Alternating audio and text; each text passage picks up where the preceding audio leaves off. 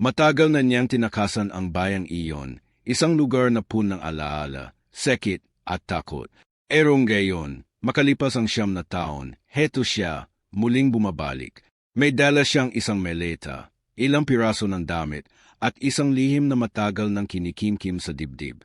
Hindi para magbakasyon, hindi rin para dumalo, kundi para harapin ang isang bagay na matagal na niyang tinakbuhan. Isang gabi ng lagim na sinira ang buhay niya at ng buong baryo nila. Ito ang kwento ng isang lalaking kasambahay na bumalik sa baryong sinalakay ng aswang. Si Joel ay isang tahimik at simpleng lalaki. Lumoki siya sa gilid ng kagubatan, sa isang baryong halos walang nakakakilala sa mapa. Anak siya ng isang labandera at isang driver na hindi na muling bumalik matapos siyang iwan noong 9 na taong gulang pa lang siya. Mula pagkabata, sanay na siya sa hirap. Hindi siya pinalad sa pag-aaral, katatapos lang niya ng elementarya nang mapilitan siyang magtrabaho bilang kasambahay sa Maynila. Mabait si Joel, masipag, walang reklamo. Pero kahit ilang taon na siyang naninilbihan sa siyudad, hindi pa rin siya nakangiti ng buo. Lagi siyang tila may kinikimkim, laging tulala kapag gabi, parang may hinahanap na hindi niya may paliwanag. Ang tanging nakakapagpatawa sa kanya ay si Mang Ador, ang matanda at mesyaheng driver sa bahay ng amo nila. Sa tuwing break, palagi silang nagkukuwentuhan sa garahe, mga kwentong kababalaghan, buhay sa probinsya, at kung ano-anong kalokohan na nauwi sa tawa. Alam mo, Joel, sabi ni Mang Ador isang gabi, habang umuulan, bakit hindi ka umuwi sa inyo? Baka kailangan ka ng pamilya mo doon. Tahimik si Joel. Saglit siyang napatingin sa madilim na bintana, tapos ay mahina niyang sinagot. Wala na po akong pamilya roon, Mang Ador. Anong ibig mong sabihin? Hindi na siya sumagot. Tumayo na lang siya at dahan-dahang naglakad papalayo. At sa gabing yon, sa gitna ng ulan at katahimikan, napagpasyahan na niyang bumalik. Hindi para makita ang lumang bahay nila, kundi para alamin kung totoo ba ang pinaniniwalaan niya mula noong siya ay 12, na hindi aksidente ang pagkamatay ng kaniyang ina at na may nilalang na bumisita sa baryo nila noong gabing yon. Pagdating niya sa baryo, halos walang nagbago.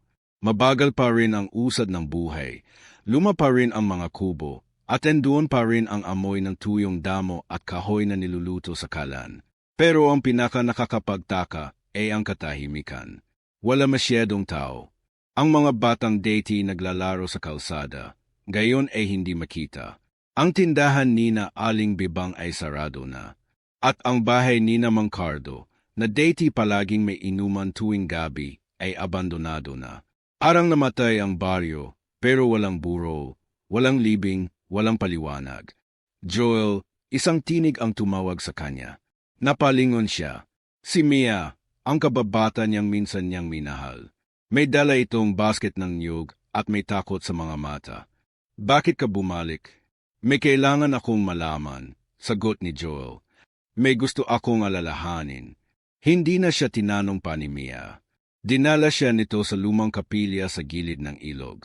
Doon, lihim na nagkita-kita ang natitirang mga taga-baryo, mga matatandang babae at ilang kabataan na tila pagod at puyat. May nangyari ba dito? Tanong ni Joel habang nakatingin sa mga bakas ng apoy sa sahig. Hindi na ito katulad ng deity, sagot ng isang matanda. May bumalik. Tahimik ang lahat. At bago pa man niya tanungin kung sino o ano ang bumalik, biglang umihip ang hangin. Malamig. Matulis. Para bang may dumaan na hindi tao. Kinagabihan, naglakad si Joel papunta sa dating bahay nila. Luma na. Sira na ang bubong at halos balot na ng damo ang harapan. Pero may kakaibang amoy sa hangin, isang uri ng halimuyak na parang bulok na karne na pinatungan ng pabango. Sa gilid ng bahay, nakita niya ang isang lumang laruan, isang kahoy na kabayong may gulong. Sa tabi nito, may mga bakas ng paa, ngunit hindi normal ang hugis. Mahahaba ang daliri. May matutulis na kuko at parang galing sa isang nilalang na hindi tao. Biglang may narinig siyang kaluskos mula sa loob ng bahay. Dahan-dahan siyang lumapit sa pintuan. Walang kuryente. Madilim. Sa liwanag ng buwan, pinilit niyang silipin ang loob. May gumagalaw. Mama, mahina niyang tawag. Walang sagot. Pero narinig niya ito. Isang tunog ng paghinga, malalim, mabigat, at hindi galing sa isang tao. Muling umihip ang hangin. Lahat ng buhok sa katawan niya ay nanindig. Humakbang siya paatras. At sa paglingon niya, nakita niya ang isang anino sa likod ng puno ng mangga. Mabilis, matangkad, at may pulang maita. Sa takot, tumakbo siya pabalik sa bahay ni Mia. Nanginginig siya, hindi dahil sa lamig, kundi dahil alam niyang may nagmamasid. At sa sulok ng kanyang isip, muling bumalik ang alaala noong 9 na taon na ang nakalilipas, ang huling gabi ng kanyang ina. Isang sigaw, isang itim na nilalang, at ang dugo sa sahig. Hindi niya alam kung halusinasyon lang iyon noon.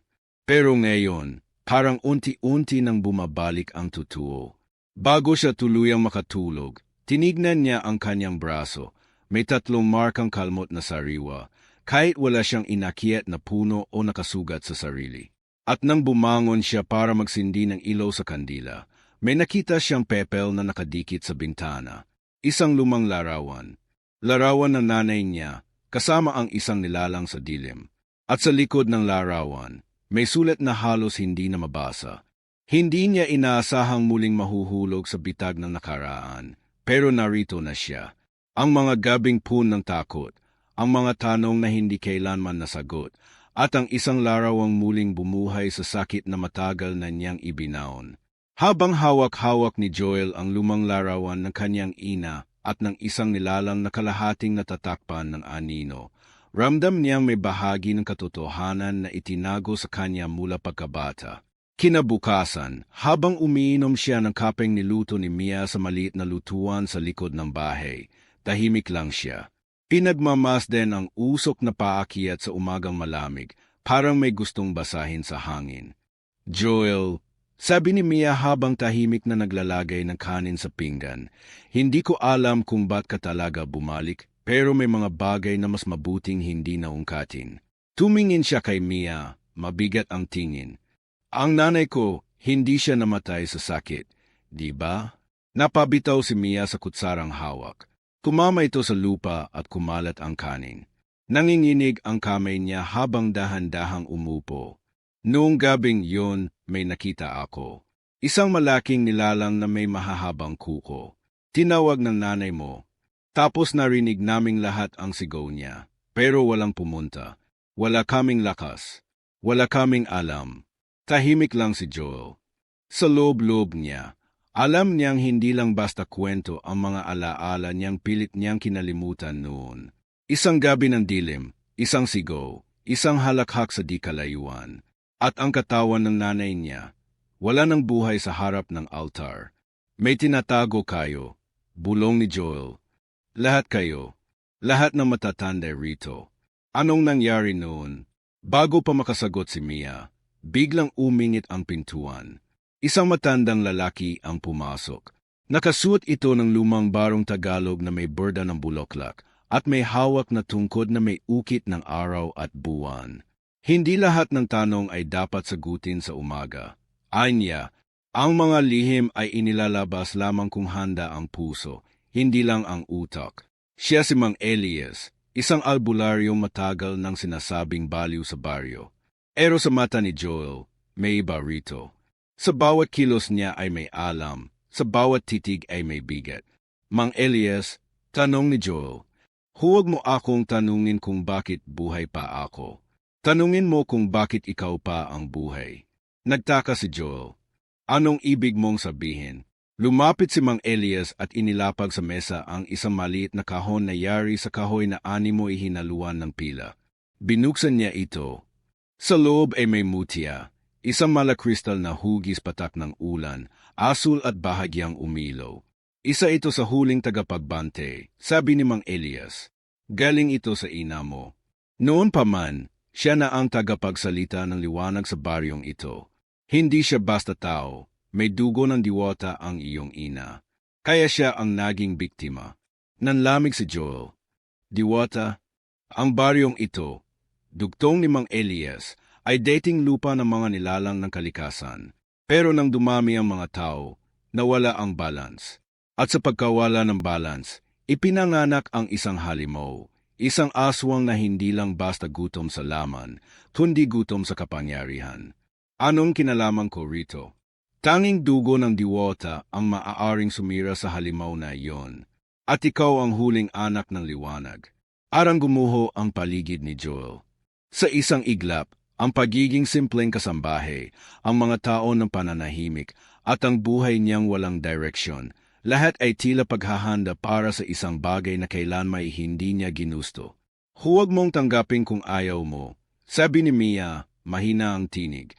May karapatan ka pa ring mamili. Pero kahit sa pagtanggi, ramdam ni Joel ang unti-unting pagbabago. Sa bawat oras na lumilipas, mas lalo niyang nararamdaman ang mga panaginip na tila paalala ng nakaraan. Mga anino sa dilim, mga mata sa labas ng bintana, at mga tinig na pabulong sa gabi. Isang gabi, habang nag-iisa sa kanyang lumang bahay, muling bumukas ang kahon ng mutya na iniwan ni Mang Elias. Kusang kumikislap ang asul nitong liwanag, na para bang may tinatawag sa kanya. Biglang dumilim ang paligid. Hindi basta dilim ng gabi, kundi isang uri ng aninong buhay, kumakain ng liwanag, sumisipsip ng init. Lumitaw sa sulok ng silid ang isang nilalang na balot ng itim na balahibo, may pulang meta, at mahahabang dila. Ngunit bago ito makalapit, biglang lumutang ang mutya sa hangin. Tumigil ang halimaw. Napaatras ito, harabang nasasaktan. At sa isang iglap, naglaho ito sa hangin, iniwan si Joel na pawis, nanginginig at humihingal. Nang sumunod na araw, dinala siya ni Mang Elias sa gitna ng gubat, isang lugar na tinatawag nilang lihim na bukal. Doon, sa ilalim ng isang punong balete, itinuro niya kay Joel ang paggamit ng mutya. Hindi ito basta bato, sabi ng matanda. Ito'y sisidlan ng alaala ng dugo. Narito ang lakas ng ina mo at ang huling selyo na pipigil sa pagbabalik ng halimaw. Ngunit kahit anong pilit ni Joel na gamitin ito, walang nangyayari. Ang mutya ay nananatiling malamig sa kanyang kamay. Hindi pa siya handa, bulong ni Mang Elias. Baka hindi talaga ako ang hinihintay niyo, sabi ni Joel halos pabulong. Baka nagkamali kayo. Ngunit sa mata ni Mia, may nakita siyang liwanag, hindi lang mula sa mutya kundi sa puso ng kaibigan niyang minsan niyang iniwan. Ang tanong, sabi ni Mia, habang nakatingin sa kanya, handa ka bang paniwalaan ang sarili mo? Hindi siya nakasagot. Sa halip, tumingin siya sa malayo, kung saan, sa dulo ng kagubatan, may isang aninong muling dumaan.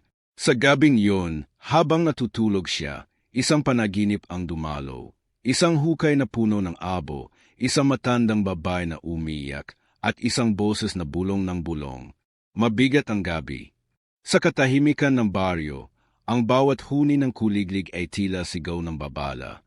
Sa ilalim ng manipis na kumot, si Joel ay gising. Pinipilit niyang matulog pero hindi matahimik ang isipan niya. Sa loob-loob niya, parang may bagyong gumugulo, isang sagupaan sa pagitan ng kanyang galit, takot, at isang tungkuling hindi naman niya pinili. Mula pagkabata, alaging tanong sa isip niya kung bakit ganon ang tadhana niya. Bakit siya iniwan ng ama? Bakit kinuha sa kanya ang ina sa paraang hindi niya maintindihan? At ngayon, ikatapos ng lahat ng taon ng pananahimik at pagtatago, bakit siya pa ang piniling tagapagdala ng isang laban na hindi naman niya sinimulan? Napahawak siya sa mutya. Wala itong bigat, pero sa puso niya ay parang pabigat sa dibdib. Naalala niya ang gabing nakita niya ang ina niyang duguan sa harap ng altar, ang sigaw ng mga kapitbahay, at ang mga matang tila sumisilip sa dilim. Noon pa lang, alam na niya, may nilalang na hindi dapat manatiling malaya. Pero ang sakit na iniwan nito, daladala pa rin niya hanggang ngayon. Pilit niyang iniiwasan ang kanyang mga alaala. Pero ngayong bumalik siya, ang lahat ay unti-unting bumabalik. At sa bawat pagbalik nito, lalo siyang naguguluhan. Patawarin man niya ang nakaraan, kaya ba niyang harapin ang hinaharap? Kinabukasan, habang papunta siya sa bahay ni Mang Elias, naramdaman niyang may sumusunod sa kanya.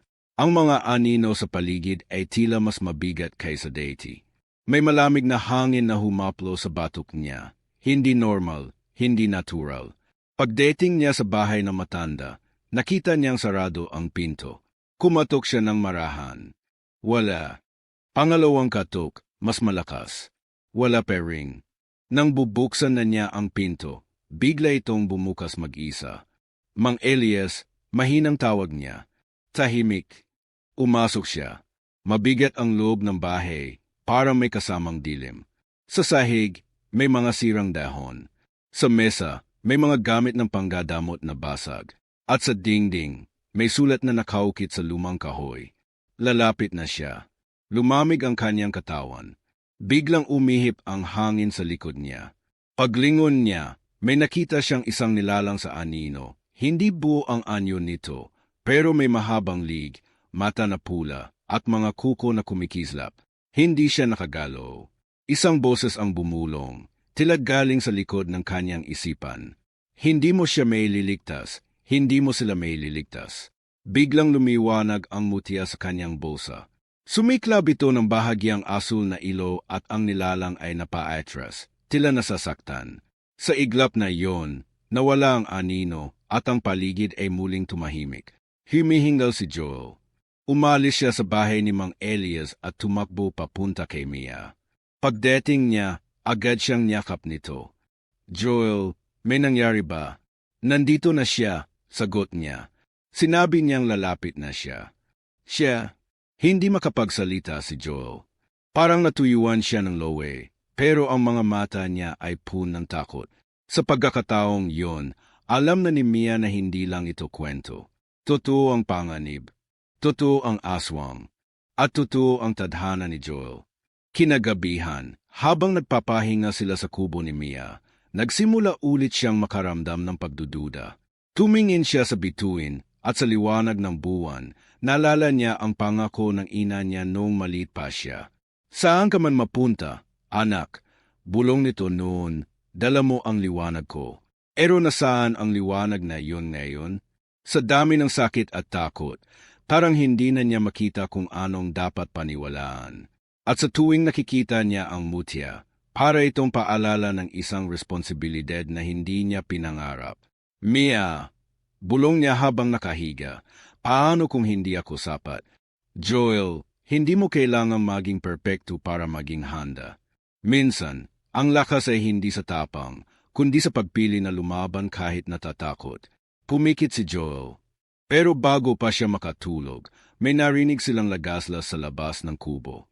Pagbukas niya ng pinto, wala siyang nakita. Pero sa sahig, may mga bakas ng paa na parang walang daliri. Agsapit na madaling araw, napuno ng bulong-bulungan ang baryo. May alagang baboy na natagpuan na wala ng laman ang loob, pero walang bakas ng sugat. May batang nagising na may marka ng kuko sa lig, pero walang nakakita ng sumalakay. Isa-isa, muling bumabalik ang tekot sa mga tao, at lahat ng meta, anti-unting lumilingon kay Joel. Baka siya ang dahilan, bulong ng isang matanda. Bumalik siya, sinundan siya. Hindi ito pinansin ni Joel. Pero ramdam niyang unti-unti nang lumalayo ang tiwala ng mga tao sa kanya. Maging ang dating malapit na mga kababata niya ay hindi na siya kinakausap. Ang tingin nila sa kanya ay hindi na si Joel na mabait at tahimik, kundi si Joel na may dalang panganib. Muli siyang bumalik sa gubat. Doon, pinilit niyang pag-aralan ang mutya. Gamit ang mga alaala ng ina, sinubukan niyang alalahanin ang mga dasal na itinuro nito noon. Mga salitang akala niya ay laro lang, pero ngayon nararamdaman niyang may kapangyarihan. Ngunit tuwing tinatangka niyang gamitin ang mutya, tila may bumabara sa loob niya. Galit, takot, o baka lungkot. Hindi mo mapapalaya ang liwanag kung pung ka pa rin ng dilim. Isang tinig ang nagsalita sa likod niya. Paglingon niya, isang babae, maputi ang balet, may mahahabang buhok, at ang mata ay parang tubig sa ilog. Isang diwata. Ngiti nito'y malamig, pero mapayapa. Sino ka? Tanong niya. Tagabante, sagot ng diwata. Ako ang inatasang sumubaybay sa iyo, dahil darating na siya. At kung hindi mo bubuksan ang puso mo, Ikaw mismo ang magiging daan sa pagbagsak ng lahat. Hindi siya nakasagot. Ang totoo, hindi siya sigurado kung kakayanin niya pa. Ngunit isang bahagi ng puso niya ang unti-unting nagigising. Sa dami ng takot at duda, naroon pa rin ang isang maliit na apoy na kahit gaano kalit ay ayaw mamatay. At habang papalubog ang araw sa dulo ng kagubatan, muling lumitaw ang pulang meta. Nakatingin, naghihintay. Umaga pa lang pero makulimlim na ang langit. Ang simoy ng hangin ay parang may daladalang lihim, malamig at mabigat sa dibdib. Sa baryo, halos walang lumalabas sa bahay. Tahimik ang paligid, ngunit sa katahimikan na iyon ay may kasamang takot, na para bang lahat ay may hinihintay o kinatatakutan na bumalik. Si Joel, maghapon ng gising. Wala siyang tulog. Ang isip niya ay puno ng tanong, ng kaba, at ng galit na hindi niya may labas. Hawak-hawak niya ang mutya habang nakaupo sa harap ng dating altar ng ina niya, sa lumang bahay na unti-unti na rin niyang nililinis. Sa bawat paggalaw ng mutya, parang may tugon mula sa paligid. Sa kanyang paanan, gumagalaw ang mga tuyong dahon kahit walang hangin. Sa loob ng bahay, naririnig niya ang mga bulong, hindi malinaw, pero parang mga panalangin o panaghoy. Dumating si Mia, may dalang kaunting pagkain. Hindi ka na naman natulog, tanong niya habang iniaabot ang tinapay. Hindi ko na alam kung paano, sagot ni Joel. Laging may mata na nakatingin. Laging may nararamdaman akong kakaiba. Umupo si Mia sa tabi niya. Tahimik lang sila sa ilang minuto. Sa malayo, may tila sigaw mula sa bundok. Hindi nila alam kung tao o hayop. Pero alam ni Joel, hindi yun normal. Kailangan na nating maghanda, sabi ni Mia, mahinang boses. Tumango si Joel, pero mabigat pa rin ang dibdib niya. Ang katawan niya ay handa, pero ang puso, hindi pa rin. Ang bawat sulyap niya sa mutya ay parang paalala ng lahat ng nawala sa kanya. Ang kanyang ina, ang kanyang pagkabata, ang tiwala niya sa mundo. Lumapit si Mang Elias kinahapunan. May dala itong mga halamang gamot, sanga ng balete, at isang sinaunang araro na yari sa tanso. Ang gabi lalong tumitindi, sabi ng matanda. Hindi na siya nagtatago. Kumikilos na siya. Isa-isa na niyang tinutuklo ang paligid. Anong ibig mong sabihin? Tanong ni Joel. 2 alagang kambing na mag-asawang Rolando ang natagpuan kanina, bukas ang tiyan, pero walang dugo. Ang ilog ay nanlilimahid sa itim na tubig. At ang mga panaginip ng mga bata, puro sigaw, puro apoy. Tahimik lang si Joel. Gusto niyang sabihin na hindi siya handa, na baka may ibang mas karapat-dapat. Pero wala na siyang oras. Wala nang ibang lalaban kundi siya. Anong gagawin natin? Tanong ni Mia. Papalakasin natin ang mutya, sagot ni Mang Elias. Pero kailangang linisin muna ang puso ni Joel. May tinik pa rin sa kanya, may sugat na hindi pa niya pinapatawad. Napayo ko si Joel. Sa kaibuturan ng loob niya, alam niyang totoo iyon. Galit pa rin siya sa ama niyang umalis. Galit pa rin siya sa sarili dahil wala siyang nagawa noong mamatay ang ina niya. At sa bawat takot na bumabalik, parang nadadagdagan ang bigat sa dibdib niya.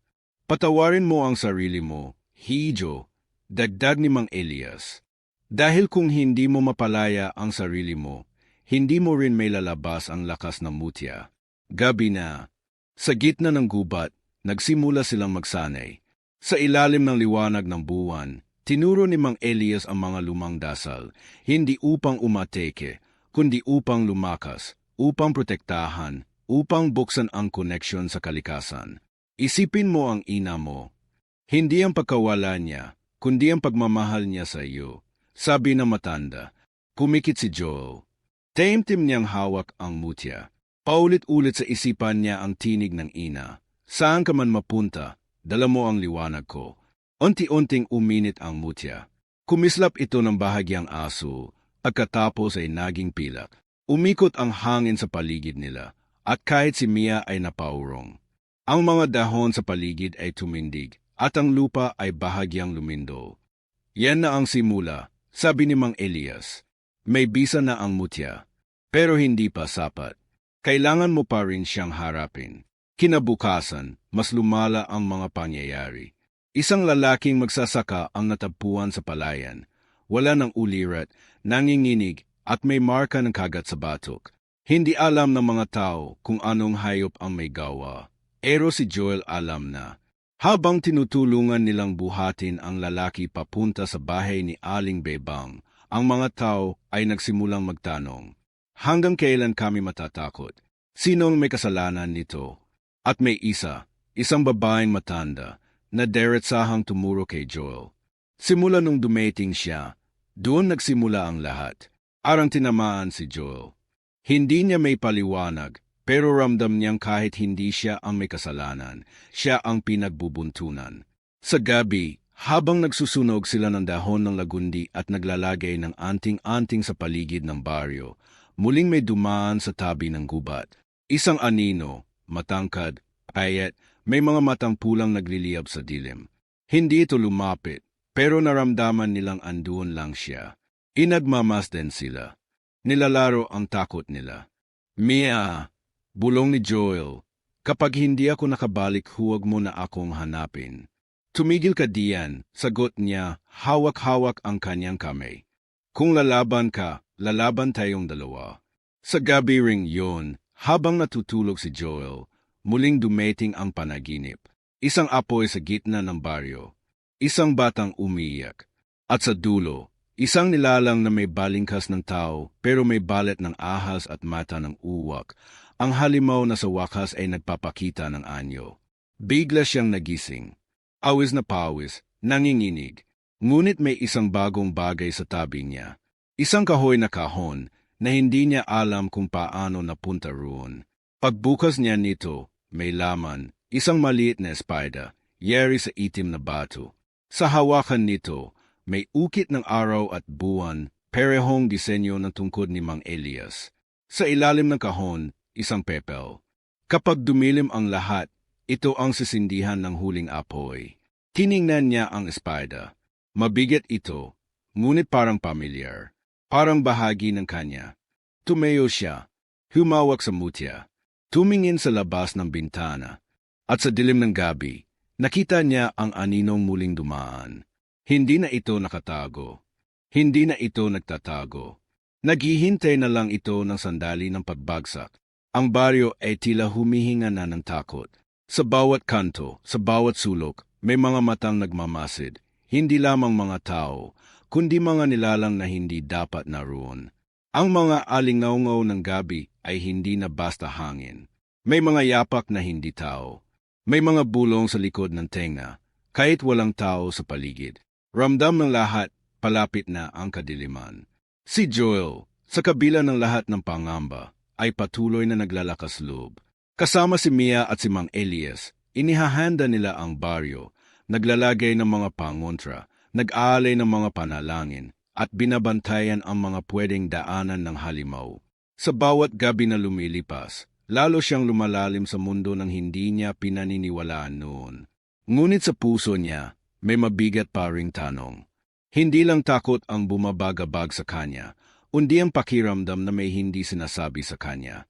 Lalo na kay Mia, na mula nang dumating siya ay palaging nariyan, palaging tumutulong pero minsan, masyadong tahimik. Isang gabi, habang naglilinis siya sa paligid ng dating bahay ng kanyang ina, may napansin siyang nakalibing sa ilalim ng mga tuyong kahoy. Isang lumang kahon na may punit na tela sa loob, at sa tela, may berdeng pangalan, CR. Napatigil siya. Hindi iyon pangalan ng ina niya. Hindi rin pangalan ng kahit sinong kaanak. Binuksan niya ang kahon at nakita ang lumang litreto, larawan ng tatlong tao, ang kanyang ina, si Mang Elias at si Mia. Pero may mali. Ang litreto'y haletang kuha bago siya ipinanganak, pero si Mia mukhang pareho pa rin. Wala siyang pinagbago. Hindi siya makahinga. Pumunta agad siya sa kubo ni Mia, dala ang kahon. Pagdating niya, nakita niya may kausap ito, isang babaeng hindi niya kilala, ngunit may kakaibang presensya. Nang makita siya ni Mia, napapitlag ito. Joel, gulat na tawag ni Mia, anong ginagawa mo rito? Hindi siya sumagot. Ipinakita niya ang kahon. Ano to, Mia? Ano ka ba talada? Tahimik si Mia. Hindi na siya nagsinungaling. Hindi ako tulad mo, mahinang sabi niya. Hindi rin ako tao, hindi na, matagal na. Ako ang itinalagang tagapagtanggol ng lahi ng ina mo. Ako ang bantay ng mutya at ng dugo mo. Bakit hindi mo sinabi? Tanong ni Joel halos pabulong. Dahil takot akong mawala ka ulit. Lumuha si Mia. Noong bata pa tayo, totoo ang lahat ng pinagsamahan natin. Pero hindi ko sinadyang mahalin ka. Ako'y isinugo lang para gabayan ka, pero napalapit ako. At nung nawala ang ina mo, pinili kong manatili rito para bantayan ka kahit sa malayo. Hindi alam ni Joel kung anong mararamdaman. Takot, galit, o lungkot. Isang kaibigang pinagkatiwalaan niya. Matagal na pala siyang sinusubaybayan. Isa palang nilalang na hindi niya kilala. Hindi mo ako pinagkatiwalaan, bulong niya. Pinrotektahan kita, sagot ni Mia. At ngayon, kailangan mong malaman ang totoo tungkol sa kalaban natin. Biglang yumanig ang lupa. Mabilis na umilaw ang mutya sa kanyang bulsa. Sa di kalayuan, may narinig silang sigaw. Hindi basta sigaw ng tao, kundi parang tinig ng isang hayop na umiyak at tumatawa sa isang hininga. Tumakbo sila palabas. Sa gitna ng baryo, may isa na namang na biktima, si Mang Elias. Nakahandusa ito sa lupa, ang katawan ay wala ng buhay, at sa dibdib nito, nakaukit ang simbolo ng buwan na may bitak sa gitna. Tumakbo si Joel papalapit, niyudyog ang matanda. Walang tugon. Hindi, bulong niya, nanginginig ang tinig. Hindi siya pwedeng mawala. Lumapit si Mia, hawak ang lumang baston ni Mang Elias. Iniwan niya to para sa iyo. Sa hawakan ng baston ay may lihim na sulok. Pagbukas ni Joel, may nakatagong sulat. Kapag dumating na siya, huwag kang makikinig sa kanyang tinig. Dahil ang totoo, ay kayang baliin ng kadiliman ang puso ng kahit na ang pinakamatapat. Sa sulat ay may pangalan. Hindi ng aswang, kundi ng ama ni Joel. Ketalino R. Nanlaki ang mata ni Joel. Hindi. Joel, mahinang sabi ni Mia, ang ama mo siya ang unang nahawa. Siya ang ginamit ng kadiliman bilang daan para mapasok ang pamilya mo. At nang hindi siya magtagumpay, pinuntirya ng aswang ang ina mo. Pero hindi lang basta sinira ng halimaw ang pamilya mo. Napaluhod si Joel. Ang lahat ng pinaniniwalaan niya, lahat ng galit niya sa ama niyang iniwan sila, lahat ng tanong, ngayon, isang sagot ang biglang pumunit sa puso niya. Ang kalaban mo ay ang sarili mong dugo. Bumigat ang mundo niya. Ang halimaw na gusto niyang labanan, maaaring dating tao, maaaring dating ama. At kung totoo men, paano mo lalabanan ang taong naging dahilan ng pagkapanganak mo? Habang nagluluksa sila sa bangkay ni Mang Elias, nagsimulang bumagsak ang ulan, itim na ulan, makapal, at may amoy na parang nasusunog na laman. Ang lupa ay kumulo, at mula sa malalayong bukirin, nagsimulang umusok ang mga damuhan. Ang aswang ay hindi na nagtatago, hindi na nagpaparamdam lang. Magsisimula na ang wakas. Sa gilid ng altar, kung saan unang nasumpungan ang bangkay ng ina ni Joel, muling umilaw ang mutya. Ngunit hindi na ito boghaw, kundi pula. Isang babala, isang hudyat. Ang dugo ay babalik sa pinanggalingan. At sa dilim ng kagubatan, isang tinig ang nagbubulong. Umulan pering. Ang langit ay kulay abo, parang lumuluhang langit, at ang hangin ay mabigat, parang may buhat na kasalanan ng mundo. Ang buong baryo ay tahimik. Walang ingay kundi ang patak ng ulan sa mga bubong at dahon. Pero sa gitna ng katahimikan, may isang puso ang kumakabog, hindi sa takot, kundi sa wakas ng paghihintay. Si Joel ay nakatayo sa harap ng lumang altar kung saan unang bumagsak ang dugo ng kanyang ina. Sa kanyang kamay, mahigpit niyang hawak ang mutya, nanggayoy kulay dugo na ang liwanag. Sa likod niya, si Mia, tahimik lang na nakamasid, handang sumuporta kahit hindi sigurado kung ano ang mangyayari. Handa ka na ba?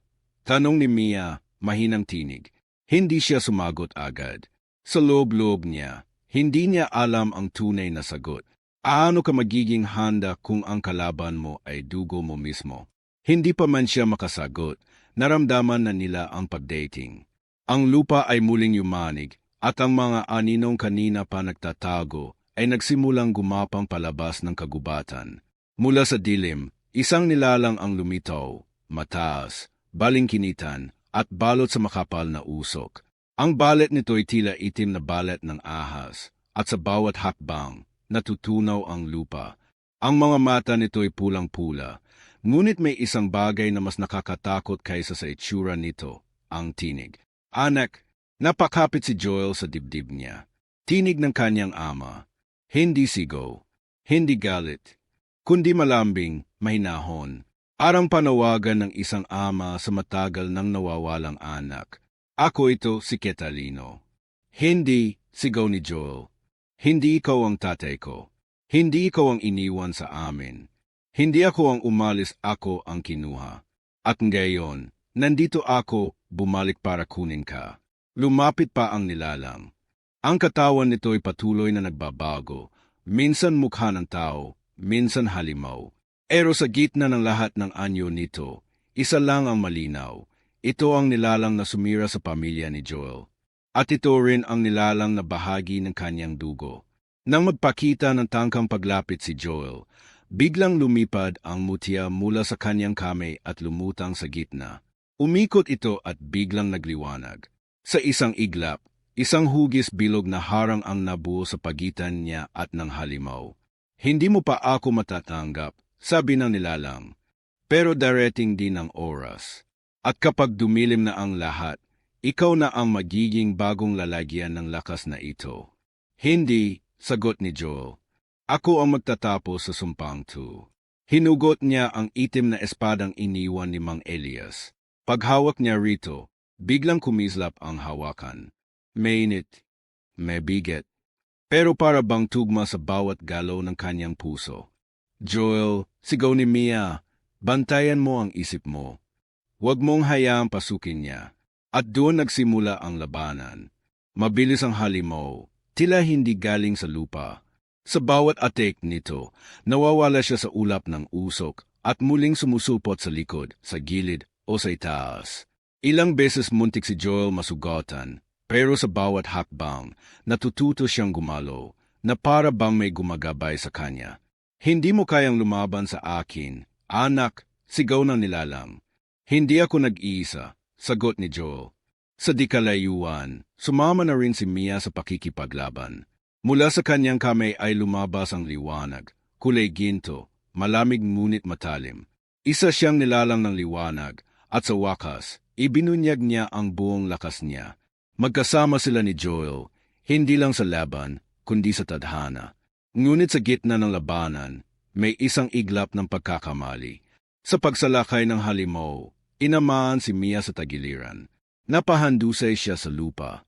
Umalingaw-ngaw ang sigaw niya sa gitna ng ulan. Mia! Tumakbo si Joel papunta sa kanya. Dumudugo si Mia, ngunit ngumiti pa rin. Tapusin mo na, huwag mong hayaang manalo ang kadiliman. Hindi kita iiwan. Kung ako man ang mawala, hindi mawawala ang pinili mong maging totoo.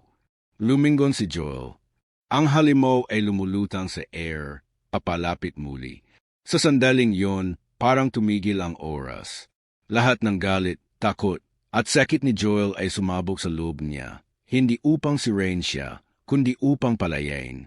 Hinawakan niyang muli ang espada. Tumayo siya, kahit nanginginig ang mga tuhod. Hawak ang mutya sa isang kamay, at espada sa kabila. Himarap siya sa kanyang ama, o kung ano man ang natira sa katauhan nito. Kung ako man ang bunga ng kasalanan mo, ako rin ang magiging wakas mo. At sa isang malakas na sigaw, sinugod niya ang nilalang. Sumaupok ang mutya at espada sa katawan ng halimaw. Sumigaw ito ng isang napakalakas na tinig, parang libo-libong kaluluwa ang umungol. Sa bawat sandali, unti-unting nababasag ang anyo nito, nagiging abo, usok, liwanag. Ngunit bago ito tuluyang mawala, may huling tinig na narinig si Joel. Hindi ito ang katapusan, anak. Ako lang ang simula. At biglang lahat ay tumahimik. Bumagsak si Joel sa lupa. Wala na ang halimaw. Wala na ang usok. Ang mutya ay bumalik sa dating anyo nitong baghaw. At si Mia, nakahiga pa rin, pero may ngiti sa labi. Salamat, mahina niyang sabi. Niyakap siya ni Joel. Hindi kita bibitawan. Ngunit sa likod ng mga ulap, sa gilid ng kagubatan, may isang pairs na mata na nagmamasid. Hindi pula, hindi dilaw, kundi kulay asul, kapareho ng mutya.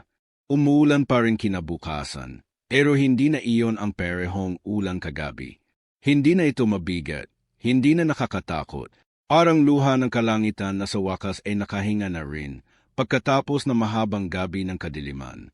Mag-isa si Joel sa lumang bahay ni Aling Minda, nakaupo sa sira-sirang bangko. Sa harapan niya, hawak-hawak niya ang mutya, tahimik, kulay asul, at tila natutulog. Sa tabi niya, may lumang kahon na naglalaman ng itim na espada ni Mang Elias, balot sa puting tela. Sa bawat tunog ng ulan sa bubong, naalala niya ang mga nangyari, ang halimaw, ang apoy, ang sigaw ng kanyang ama na hindi niya na talaga muling makikilala. Anak ng aswang. Iyon ang tawag sa kanya ng mga taong baryo matapos malaman ang lahat. Pero hindi siya lumaban. Hindi siya nagtago. Tinanggap niya. Tinanggap niya kung sino siya, pero hindi bilang tagapagmana ng kasamaan, kundi bilang tagaputol ng kadena ng sumpa. Dumaan si Kapitan Romy sa labas. Saglit siyang tinapunan ng tingin. Hindi na kasing tapang ng dating mga paningin. Ngayon ay may halong pagdududa, takot, pero naroon din ang respeto.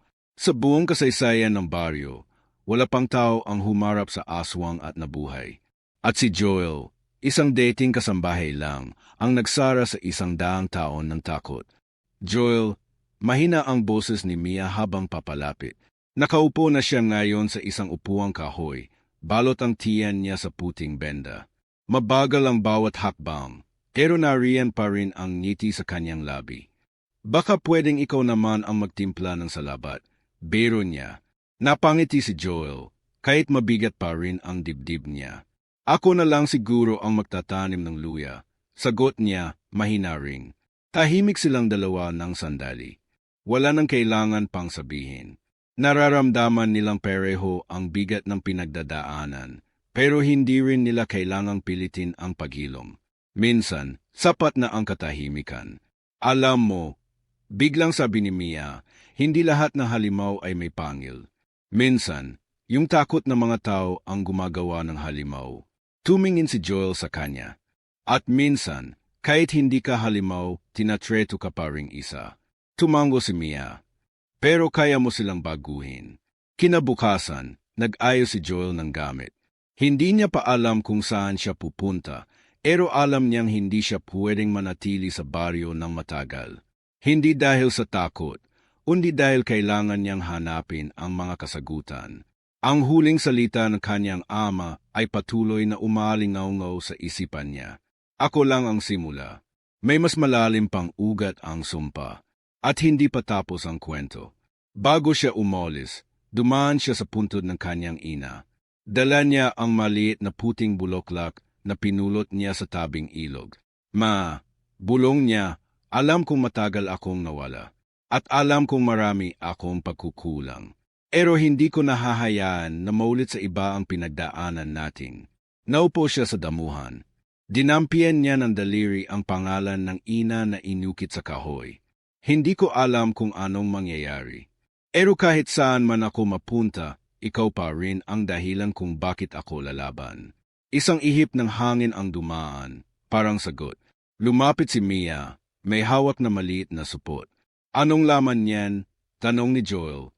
Tinapay, tubig, at ngumiti siya, kaunting asin. Hindi natin alam kung anong klaseng aswang ang kasunod, di ba? Napatawa si Joel. Pero sa likod ng tawa niya, may lungkot pa rin. Iba ang pakiramdam na taong aalis, hindi para takasan ang nakaraan, kundi para harapin ang mas malawak na dilim. Sigurado ka bang sasama ka pa? Tanong niya. Sobra, sagot ni Mia. Ikaw ang may mutya, pero ako ang may utak. Ay ganon. Ikaw ang tabak. Ako ang plano. Naglakad sila palayo sa baryo, habang papaliwanag ang langit. Ang araw ay sumisilip na sa pagitan ng ulap, at ang mga ibon ay muling nagsimulang umawit.